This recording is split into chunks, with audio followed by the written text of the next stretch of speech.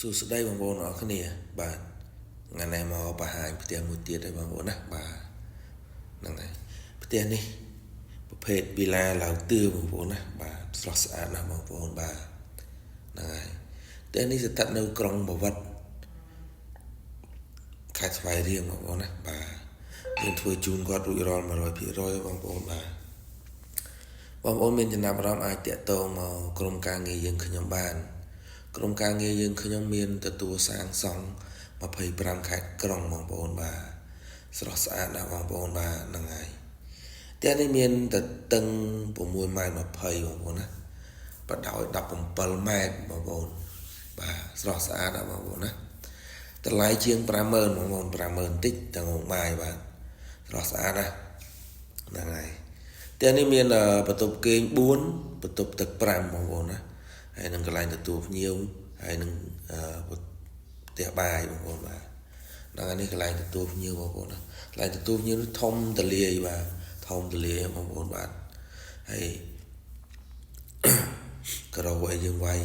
រៀបរយតុបតែងឲ្យគាត់មកស្អាតបងប្អូនហ្នឹងហើយនេះបន្ទប់មុខមួយបាទបន្ទប់មុខនេះក៏ធំទលាយដែរបងប្អូនណាបាទហ្នឹងហើយមានបន្ទប់ទឹកនៅនឹងមួយដែរបងប្អូនបាទនេះបន្ទប់ទឹកក៏នឹងមានបន្ទប់ទឹកមួយបាទស្អាតបងប្អូនហ្នឹងហើយបងប្អូនចាំជួយ Subscribe Channel YouTube ខ្ញុំម្នាក់មួយផងបងប្អូនណា Facebook ហើយនិង TikTok បងប្អូនបាទអរគុណបងប្អូនទាំងបាទ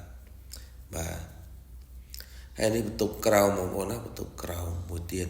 បាទបន្ទប់ក្រោមនេះក៏មានបន្ទប់ទឹកនៅក្នុងនោះមួយទៀតដែរបងប្អូនណាបាទនេះបន្ទប់ទឹកនៅក្នុងនេះមួយទៀតបងប្អូនបាទ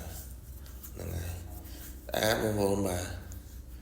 យើងធ្វើជូនគាត់រួចរាល់ហើយបងប្អូនណាបាទស្អាតហើយបងប្អូនហ្នឹងមើលទៅស្រស់ស្អាតតែម្ដងភ្លើងពីដានការ៉ូថ្នាំគឺតុបតែងឲ្យមកស្រស់ស្អាតតែម្ដងបងប្អូនបាទនេះហើយនេះជាក្រានបាយបងប្អូនណាជាក្រានបាយនេះក៏ធំទលាយដែរបាទធំណាស់បងប្អូនណាគាត់ចូលនៅហើយផ្ទះនេះហ្នឹងហើយនេះបន្ទប់ទឹកក្រោយមួយទៀតបាទហើយស្អាតណាស់បងប្អូនធំទលាយស្រួលរស់នៅបងប្អូនបាទគ្រួសារធំនៅស្រួលបន្ទប់ក៏ច្រើនបន្ទប់ទឹកធំវែងទលាយមកក្រោយហ្នឹងហើយបាទយើងឡើងទៅមើលខាងលើបងប្អូនណាទៅមើលខាងលើហើយប្រកាន់ដៃនេះប្រកាន់ដៃឈើលាយជាមួយដែកបងប្អូនដែរមើលទៅស្រស់ស្អាតណាស់បងប្អូនបាទហ្នឹងហើយជាដើរយើងដាក់មកតែគាត់គឺស្អាតតែម្ដងបងប្អូនបាទហើយខាងលើនេះមាន2បន្ទប់ហើយទល់មុខគ្នានេះគឺបន្ទប់ហ្នឹងបងប្អូនណាយើងចូលទៅបន្ទប់ក្រោយបាទបន្ទប់មួយហ្នឹងហើយបន្ទប់ហ្នឹងក៏មានបន្ទប់ទឹកក្នុងនោះមួយដែរបងប្អូននេះបាទគឺស្អាតតែម្ដងបងប្អូនបាទហ្នឹងហើយបាទយើងមកមើលបន្ទប់មុខហ្នឹងហើយបន្ទប់មុខហ្នឹងក៏ដូចគ្នាដែរបងប្អូនណាបន្ទប់មុខហ្នឹងក៏មានបន្ទប់មួយហើយមានបន្ទប់ទឹកក្នុងហ្នឹងដូចគ្នាបងប្អូនណាបាទតែផ្ទះហ្នឹងមានតែប៉ុណ្្នឹងទេបងប្អូនហ្នឹងហើយអត់មានអីច្រើនជាងហ្នឹងទេហើយអរគុណបងប្អូនដែលតែងតែគាំទ្រជួយ like ជួយ share ដល់ក្រុមការងារយើងខ្ញុំអរគុណធំបងប្អូនអរគ្នាណា